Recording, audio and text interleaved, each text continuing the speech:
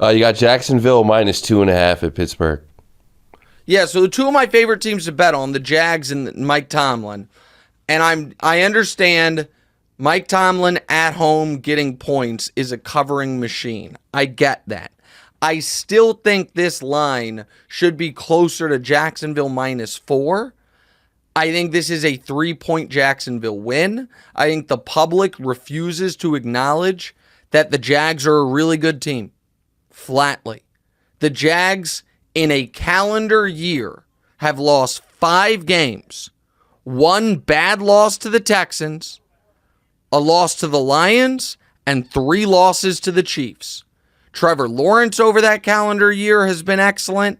They have consistently outperformed Vegas's expectations, and they're on extended rest, having played on Thursday.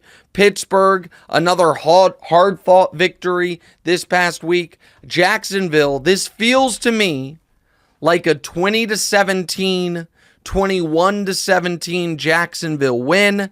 I think Trevor's going to play well. The Jags get to 6-2. I like the Jags minus 2.5. Okay. That one's what? That one's you fair. Don't like it? No, you don't like it? That one's, yeah. I mean, it's Tomlin covering, and always covering as an underdog it is what it is. Yeah, but, listen, Tomlin is an all-time against the spread legend as a dog. I still like the Jags here. Next.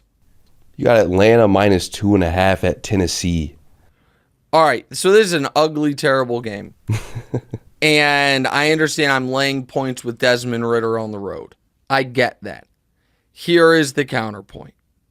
The Titans are either playing Malik Willis, who is not an NFL player, or Will Levis, who, despite them using a premium draft pick on him this year, Will Levis must have looked so bad at practice that he wasn't even the backup Malik Willis was. So I have seen Malik Willis play. He's awful. Awful. Will Levis somehow has up to this point has been worse than him. And so I think Will Levis is probably going to start because they don't feel like they can start Malik Willis. Atlanta's defense has sneaky been really good this year. Obviously, their quarterback play has been killing them, and he's been turning the ball over. But Atlanta this year has allowed the following points: 10, 24, 20, 23, 19, 24, 13. That sounds good, but not great. It is great when you include the fact that that defense has been consistently put on the field in negative positions thanks to the quarterback play. Tennessee is in a sell-off. The players in that locker room this week are like, am I getting traded? Am I getting traded? Atlanta, meanwhile, just got their biggest win of the year. Atlanta wins this game on the road in Tennessee. And, yeah, so that's where we're at on it. Go ahead. Yeah, I remember what happened the last time you doubted a backup quarterback. This sounds a lot like Bears Raiders. True. No, that is true. All right, go ahead. Oh, you got Indiana +1 versus New Orleans. Yeah, I've got the Colts getting a point against New Orleans.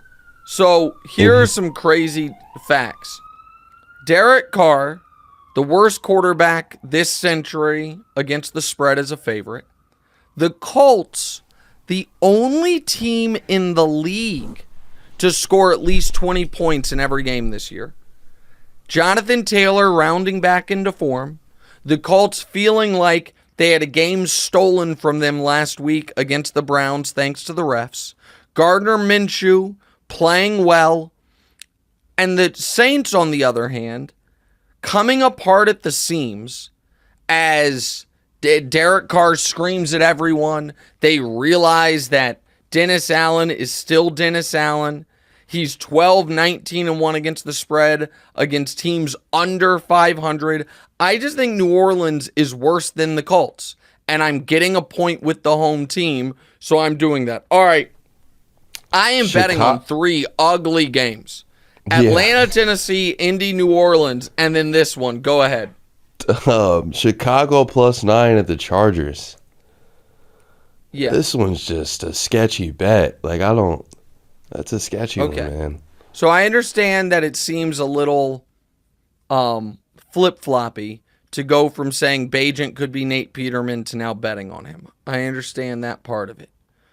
But in what world do the Chargers deserve to be 9-point favorites over anyone? And what have the Chargers done to where you're like, yep, they should be a damn near double-digit favorite? When is the last time? I'm going to look for it. When is the last? Yeah, it hasn't been this year. The Chargers, as far as winning by 10 plus, like they did it at the very end of last year against the Rams when the Rams were, on to Baker as the quarterback, and that season was over for them, and the Chargers were playing for their playoff lives. Like, this is purely a fading Brandon Staley and the Chargers' entire organization bet. It's just too many points for a bad team that, by the way, is not going to have home field advantage. I know I say it every week, but there's Bears fans everywhere. The Bears will have the home field advantage in this game.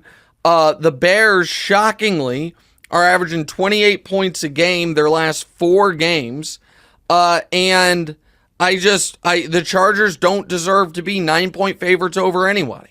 They flatly do not deserve it. I'm taking the points.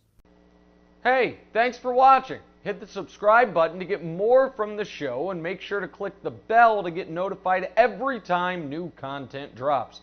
Check out full episodes of What's Right wherever you get your podcasts, or just click the link in the description below.